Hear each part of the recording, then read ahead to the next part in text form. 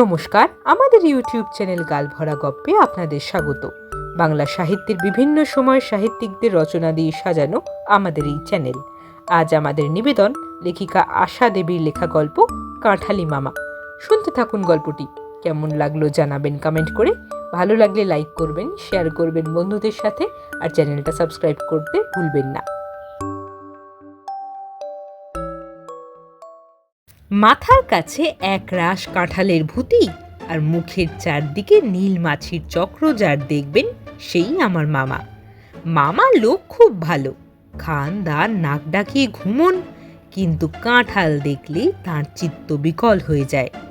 ছোটবেলা থেকেই আমরা তাঁর কাঁঠাল খাওয়ার খ্যাতি শুনতে শুনতে প্রায় মুগ্ধ, কিন্তু সেসব আলোচনা শুধু শোনা আর মুগ্ধ হওয়া ছাড়া আমাদের আর কোনো কাজ নেই। শুধু শুনে শুনেই মামার ওপর আমাদের এমন ভক্তি হয়ে গেল যে আমরা মনে মনে তাকে প্রায় পুজো করতে আরম্ভ করলাম। শুধু একজন এসব অন্ধস্থাবকতার ধার দিয়েই গেল না, সে হলো মামার বাড়ির ভাগলপুরি গরু। হয়তো খাওয়া দাওয়ার ব্যাপারে প্রতিদ্বন্দ্বী সে মোটেই সইতে পারে না। হলোই বা মনিবের জন্য তো তার সবচেয়ে প্রিয় খাবার ছাড়তে পারে না। আমরা মামাকে আদর করে ডাকতাম কাঁঠালি মামা বলে, কিন্তু কাঁঠালি মামার কাঁ শুনলেই গরু চোখ পাকিয়ে ফোঁস করে প্রতিধ্বনি করত। মামা উঠতেন চোটে।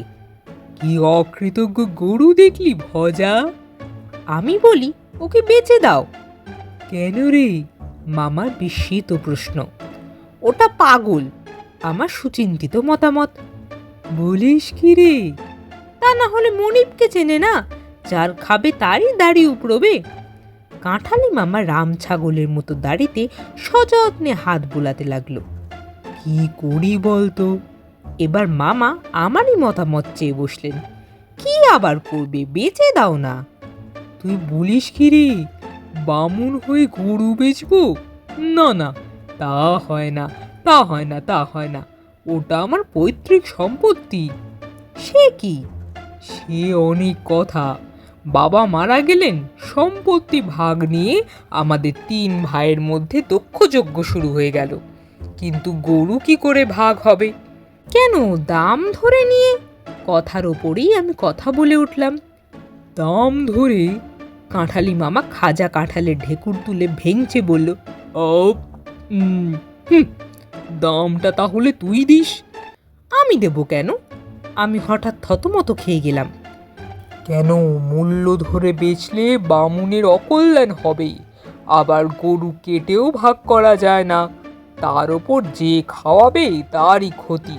খাওয়াবে কে? শেষে 7 দিন ধরে ঠিক হতে হতে গরু না খেয়ে থাকতে থাকতে পাগল হয়ে গেল। যে ওর কাছে যায় তাকেই কুকুরের মতো কামড়াতে আসে। ভারী মুশকিল, আর সেখানেই আসান। শেষে ঠিক হলো, যার কাছে গরু নিজের ইচ্ছে যাবে গরু তারই হবে। কিন্তু ওরা তো জানতো না আসল কায়দা। আমি জানতাম। আমি এক পেট কাঁঠাল খেয়ে এক গাছতলায় একটু শুয়েছি, হঠাৎ গরুটা আমার 2 ভাইয়ের মাথার ওপর দিয়ে লাফ দিয়ে আমার মাথার এক গাছা চুল কামড়ে দিল। হ্যাঁ, সে কি? হ্যাঁ, তাই দিল বটে, কিন্তু গরু পেয়ে আনন্দে আমায় হাসপাতালে যেতে হলো। তাকে হাত বোলাতে বোলাতে বলল কাঁঠালি মামা। তারপর? আমি বললাম, তারপর আর কি, গরু আমার হলো, কিন্তু হলে কি হবে, গরুটা মানুষ না, সব সময় মেজাজে থাকে, না দেয় দুধ, না শোনে কথা। গরু নিয়ে প্রায় যে পরিস্থিতিতে পড়েছি। বেলা প্রায় পড়ে এসেছে। কাঁঠালি মামা 20টা রুটি আর 2টো আস্ত কাঁঠাল দিয়ে সান্ধ্য ভোজন সমাধান করে কেবল এসে রকে বসেছে। দাদা আছেন নাকি? যদুমুদি ঘরে ঢুকলো। মামার মেয়ে খেদি বাঁ হাতে নাকের নোলক খুঁড়তে খুঁড়তে বললে, বাবা তো বাড়ি নেই। বলিস কি রে? আমি তো এই মাত্র বাড়িতে কথা শুনলাম। কই না তো। আজ 2 মাস হলো ঘোরাচ্ছে, আজ না কাল, কাল না পরশু করে। আজ টাকা না দিলে গলায় গামছা দিয়ে আদায় করব। এই আমি বসলাম বারান্দায়। কতক্ষণ পরে ধোপা, ক্রমে বারান্দা ভরে গেল। লোকের আস্ফালন আর চিৎকারে যত কাকের দল চালে এসে জড়ো হয়ে তারস্বরে কা কা ধ্বনিতে মুখর করে তুলল। জপ করতে লাগলো মামা। কি করা যায়? এরা সবাই দেখেছে মামা ভেতরেই আছে। রোজ রোজ তো আর ফেরাতে পারা যায় না। কাঁঠালি মামা ঘন ঘন দাড়িতে হাত বোলাতে লাগলো। অবশেষে কাঁঠালি মামাকে বাঁচালো। মামার ছোট মেয়ে খেদিকে ডেকে মামা বললেন, দেখ, যারা বারান্দায় বসে আছে তাদের প্রত্যেককে এক একটা পাকা কাঁঠাল দে। বল, দেখুন, বাড়ির প্রথম ফল বাবা আপনাদের খেতে দিলেন, আপনারা খান, বাবা আসছেন। বাহ বাহ বাবা বাহ, কাঁঠাল দে তো, আরো দুটো দে। বাহ, বেশ খাজা বলেই মনে হচ্ছে। যদু মুদি ভুঁড়িতে হাত বোলাতে লাগলো। ওরে ও খেদি, একটা গলা কাঁঠাল টাটাল আছে তো দে না রে। ধোপাটা বারান্দায় ঘুমিয়ে পড়েছিল। হঠাৎ গেল গেল করে মামা চেঁচিয়ে উঠল। রাগী গরুটাকে কে যেন ছেড়ে দিয়েছে। বাঁধা গরু ছাড়া পেয়ে কাঁঠালের গন্ধে পাগল হয়ে ছুটে আসছে বেয়নেটের মতো শিং উঁচিয়ে।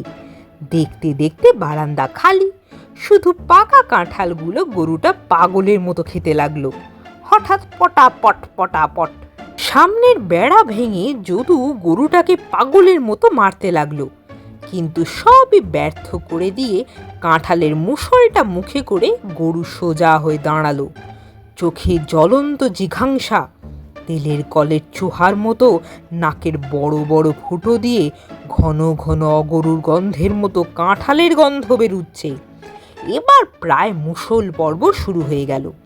গলির মুখে শিং উঁচিয়ে রানা কুম্ভের বুঁদির ঘর দখল করার মতো করে দাঁড়িয়ে দাওয়ায় নজরবন্দি যদু মুদি, ধোপা প্রভৃতি পাওনাদার ত্রাহি ত্রাহি ডাক ছাড়ছে, পালাও পালাও, গরুটা পাগল, খুন করে ফেলবে। কত লোক যে খুন করেছে তার ঠিক নেই, কত লোক জখম হয়েছে, কত লোকের মাথা ফেটেছে, কত লোকের। রেডিওর খবর বলার মতো করে কাঁঠালি মামা ওপরের জানলায় দাঁড়িয়ে মুখে চোঙা দিয়ে বলতে লাগলেন। গরুটা কি কথা বোঝে? চোঙার শব্দে এবার সেই এঁড়ে বাছুরের মতো তড়াক তড়াক করে নাচতে লাগলো, আর তার কানের ভেতর কেমন পটাশ পটাশ শব্দ হতে লাগলো। সর্বনাশ, করি কি? যদু প্রায় কেঁদে ফেলল। হঠাৎ ধোপাটা এক কাণ্ড করে বসলো। মাথায় দেওয়া ময়লা কাপড়ের বোঁচকাটা ছুঁড়ে মেরে দিল গরুর দিকে। এবার প্রায় কুরুক্ষেত্র বেঁধে গেল। এ প্রায় প্রত্যক্ষদর্শীর বিবরণ মতোই খেলা চলল।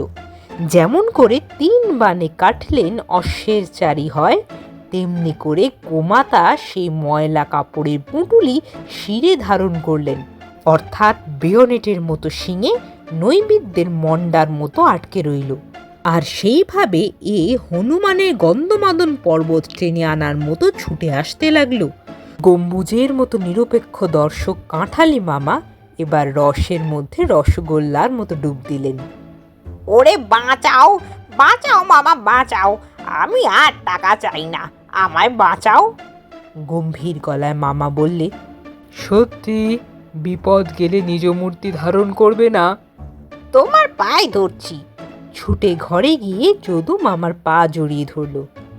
ওরে ভজা, সব দরজা খুলে দে, আর গরুটাকে গোটা চারেক কাঁঠাল সামনে দিয়ে দে, তাহলেই শান্ত হবে।